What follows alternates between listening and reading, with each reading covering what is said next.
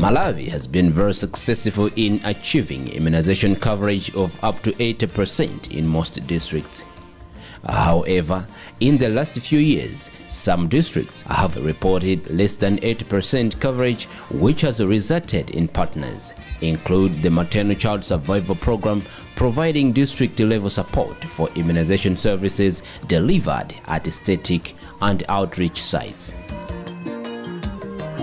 The Ministry of Health, with the World Health Organization and its partners, developed the Reach Every Child approach to increase and sustain higher levels of routine immunization coverage, to improve organization of immunization systems, and to maximize the use of available resources while guaranteeing equitable and sustainable access to suitable target populations. To successfully implement the infant tracking activities, volunteers are responsible for supporting their village heads and tracking infants during immunization clinics.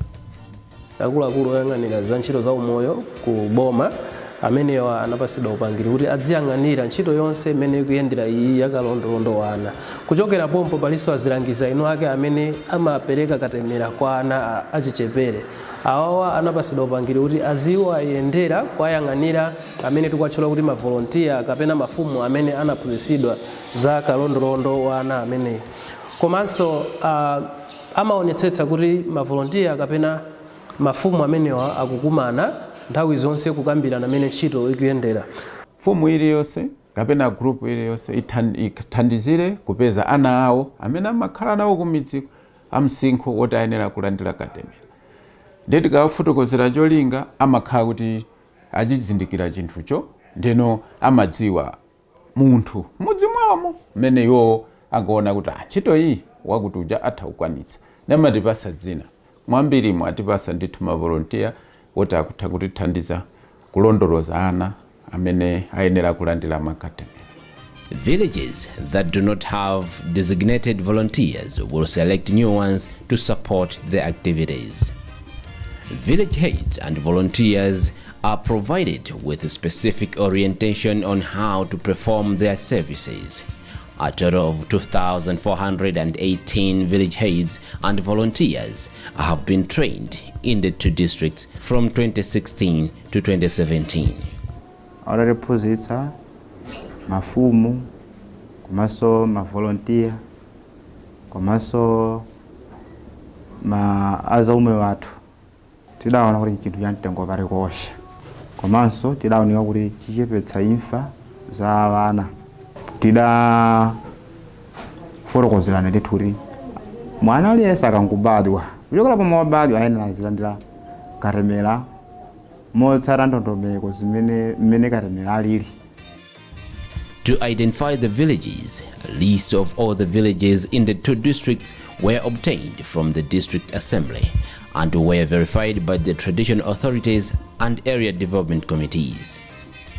After the orientation, the village heads and volunteers mapped out the villages to identify village boundaries.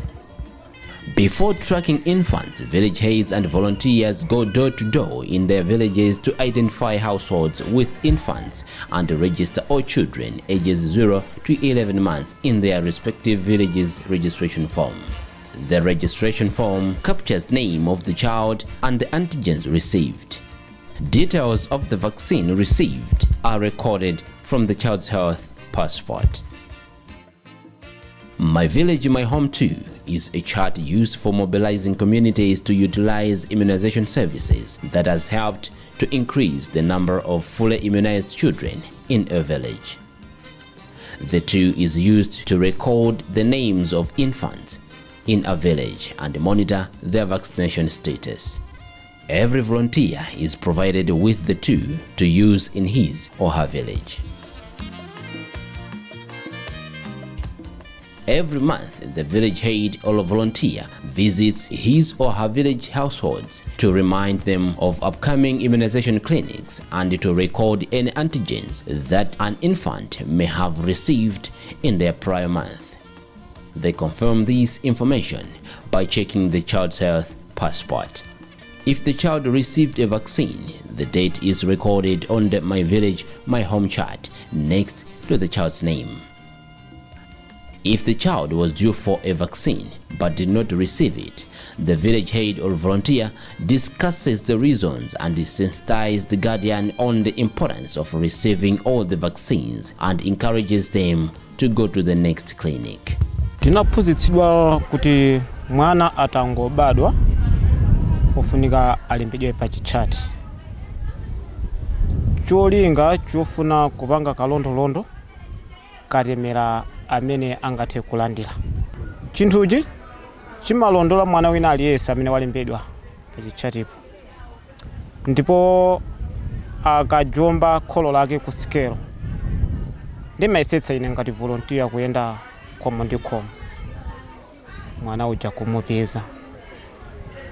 Ngati kuli kuti make sanapite ku sikelo, ndimatha kumulimbikitsa kuti mwana ayi apite ku sikelo. Ndimatha kuwalangiza kuti adziwe ubwino oti mwana alandira katemera yense.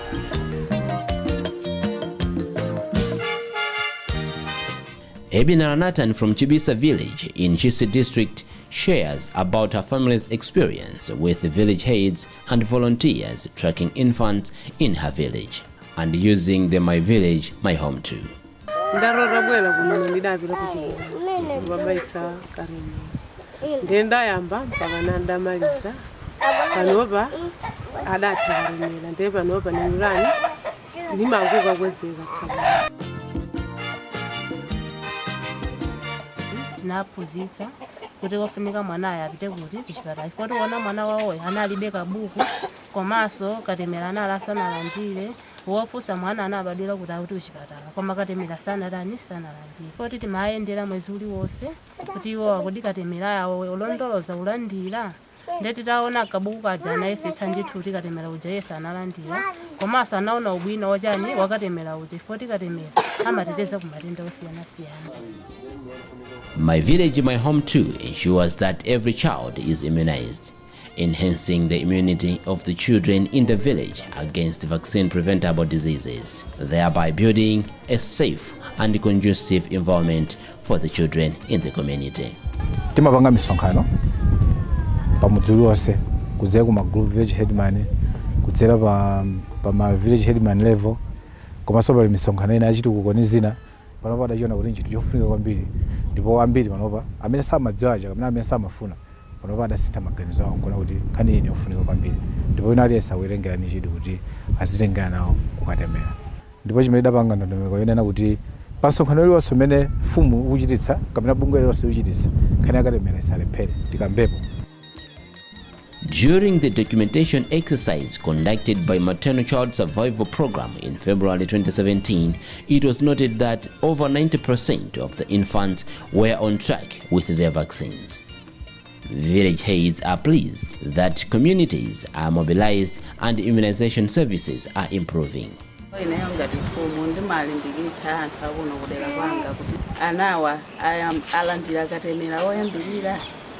Kufikira mpaka na nthawi yoti amalizitsa katemera wawo. Ifeyo kuthokoza kwambiri bungwe limene ife yoti anatilimbikitsanso kwambiri madera amene ife tinali ofowoka. It is evident that the Maternal Child Survival Program in Dowa and Ntchisi is making strides and is very much welcomed by the people in all the villages.